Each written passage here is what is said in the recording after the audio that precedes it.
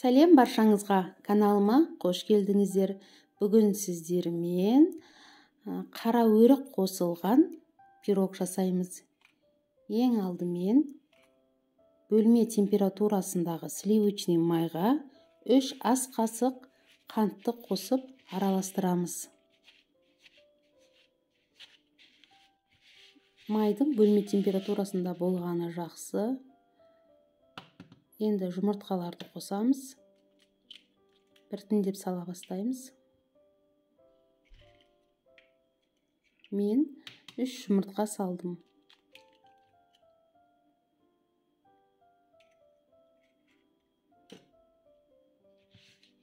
Қараңыздар, кішкене араластырып, тағы міне бір жұмыртқамызды салдық.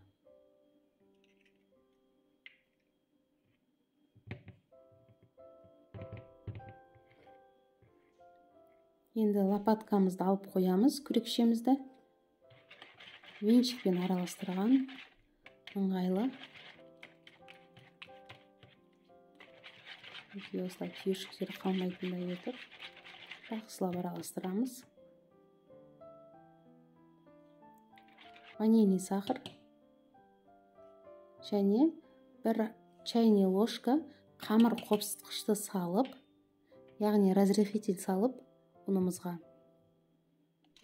Енді осы жұмыртқалы массамызға себелеп отырып араластырамыз.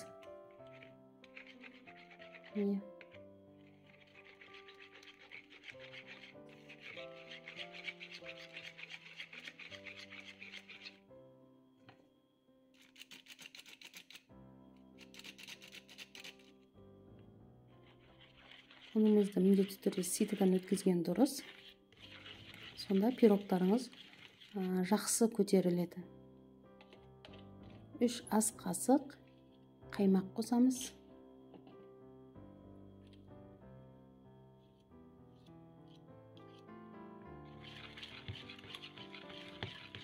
Қараңыздар.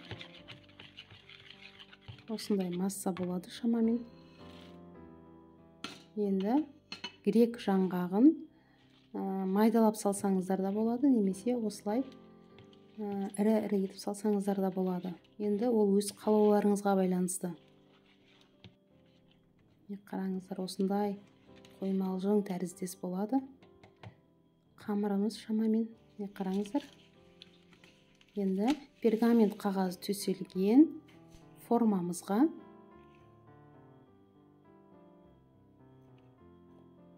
қамырымызды саламыз.